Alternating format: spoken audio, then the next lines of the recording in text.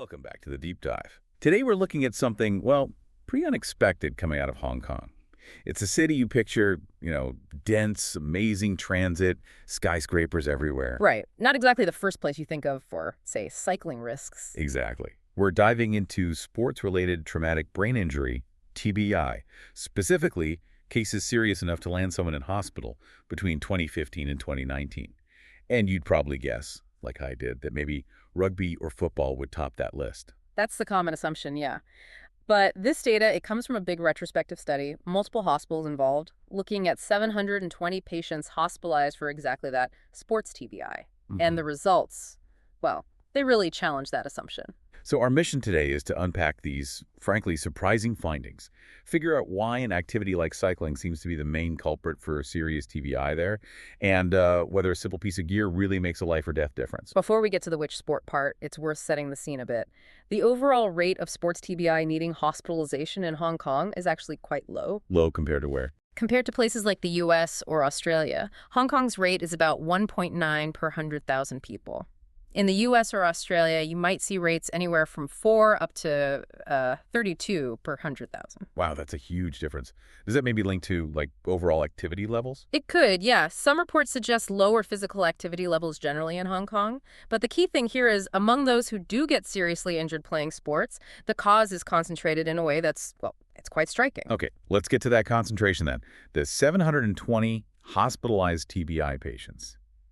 What sport was responsible? Cycling, recreational cycling. It accounted for almost 60%, 59.2% of all those serious cases. 59% from cycling. 59.2. It completely dominates the list. Football was way behind in second place at 21.3%, and then basketball at 7.5%. So an activity many people see is just, leisure, maybe a weekend ride. Exactly. That activity is responsible for well over half the severe hospital-level brain injuries from sports in this cohort. The specific rate just for cycling TBI was 1.1 per 100,000. What else did the study find? I mean, were the injured cyclists different from people injured in, say, football? Significantly different, yes. And this is crucial. First, they were older. The average age for the injured cyclists was 35 compared to 26 for those injured in other sports. Okay, older. What else? They were much more likely to have other injuries besides the head injury, what we call extracranial injuries. Yeah. The odds ratio was 2.8, so nearly 3 times more likely. But here's the really critical part. Intracranial hemorrhage. Bleeding inside the skull. Right, that sounds serious. Extremely serious. Almost half, 47.2% of the injured cyclists had this. For the non-cyclists, it was much lower, around 27.9%. Nearly double the rate of internal bleeding. Yeah. What about recovery, if they survived that initial injury? Their outcomes were significantly worse. We use something called the Glasgow Outcome Scale to measure long-term function, disability. Cyclists were far more likely to have an unfavorable score, basically, more lasting impairment. How much more likely? At discharge from hospital, the odds ratio was 2.8. But looking 6 months later, it jumped to 4.7. So, nearly 5 times more likely to have a poor outcome long-term compared to those injured in other sports. 5 times. That's huge. It points to really life-changing consequences. It really does. Okay, this is where it gets even more counterintuitive for me. The how. How did these cyclists get such severe injuries? I'm picturing cars, high-speed collisions. That's what most people think, right? But the study looked at the mechanism of injury for the 426 cyclists in the cohort. And the most common cause for almost 2/3 of them, 64.1%, was simply falling off the bike on their own, often on level ground, not hitting another vehicle, not hitting a lamppost, just falling. Just falling off the bike caused injuries this severe, intracranial hemorrhage. That's what the data shows. It suggests that even recreational cycling, maybe at lower speeds, away from traffic, carries this inherent risk if you fall and hit your head unprotected. It's not the speed or the collision, it's just gravity doing its work on the head. Precisely. And the severity is underlined by the mortality data. There were 8 deaths within 30 days in the entire PBI cohort. All 8 were cyclists. And for all 8, the cause of death was severe TBI from the fall. Wow. All 8. That really drives home the point. It's the head hitting the ground. It simplifies the risk profile dramatically, doesn't it? It's less about high-speed drama and more about basic physics and lack of protection. Okay, so if it's often simple falls causing this level of trauma, especially that internal bleeding, What makes someone more likely to have that happen? You mentioned age. Right.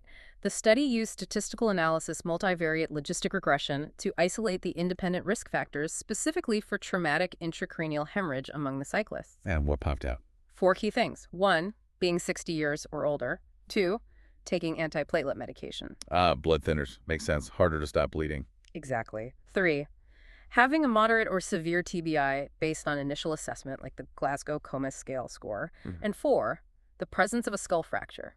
Okay. Age and medication really point to risks for older recreational riders. But the factor anyone can control is protection. What about helmets? You hinted at that. What was the usage rate? This number is, well, it's pretty stark. Only 15%. 1-5. That's the percentage of these hospitalized cyclists with TBI who are wearing a helmet when they crashed. Only 15%. 15%. And remember those 8 fatalities? Yeah. None of them were wearing a helmet. 0. That is incredibly low. But okay, for the 15% who did wear one, did it help? The study notes something interesting here. It says helmets didn't necessarily reduce the overall TBI severity category. How does that work? Yeah, that's a really important nuance to understand. Wearing a helmet didn't automatically mean someone with a potentially severe injury ended up classified as only having a mild TBI instead. It didn't prevent all hospitalizations, obviously, because these people were still hospitalized. Okay. However, where the helmets made a huge difference was within the largest group, the 88% of hospitalized cyclists who had injuries classified as mild TBI overall. So for the majority of cases, even if they still needed hospital admission, the helmet did something important. Exactly. For those mild TBI patients, wearing a helmet was significantly protective against the most dangerous internal things: intracranial hemorrhage and skull fracture. So it might not stop the concussion maybe, but it stops the skull cracking or the brain bleeding as badly. That's the idea.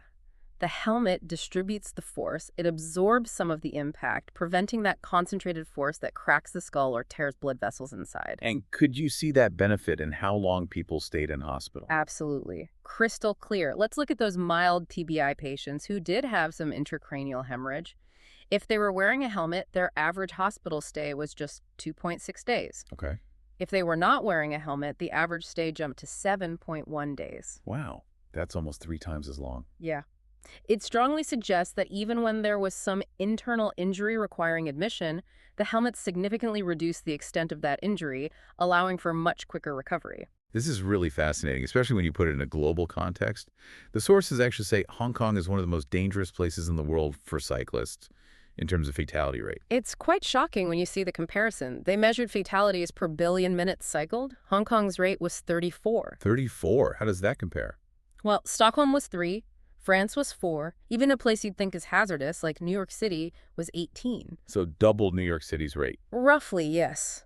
This incredibly high risk, combined with the very low voluntary helmet, use that 15%, and the clear protective benefit we just discussed, it inevitably leads to a policy question. Mandatory helmet laws. Exactly. Should they be required by law? It's a really contentious issue. What are the main points arguing for making helmets mandatory, based on the evidence? The arguments for are pretty strong, data-wise. There are large meta-analyses combining many studies showing helmets reduce the overall risk of head injury by something like 63% to 88%. That's huge. 63 to 88% reduction. Plus, you have real-world examples.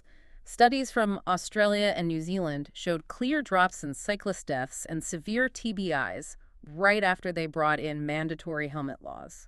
And public opinion in Hong Kong. Seems to be largely in favor. Surveys mentioned in the sources found between 78% and 90% of respondents supported introducing helmet legislation. Okay, strong evidence, real-world success elsewhere, public support.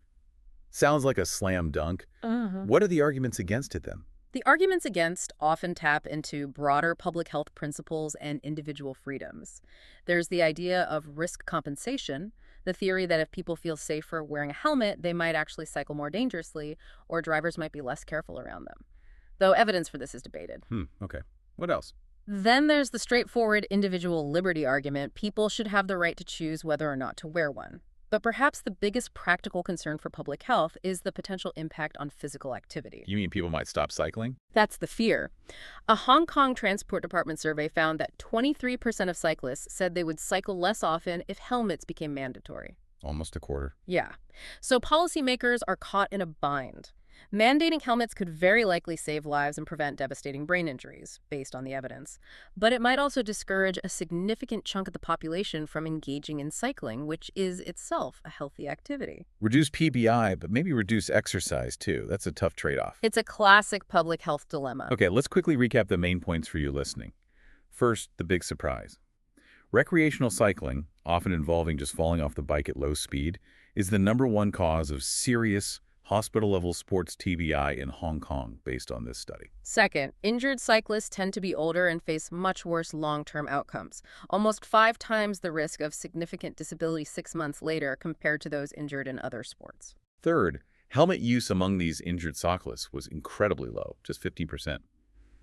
But fourth, for the majority who sustained mild TBIs, helmets provided significant protection against the most dangerous internal injuries, skull fractures and brain bleeds, leading to much shorter hospital stays.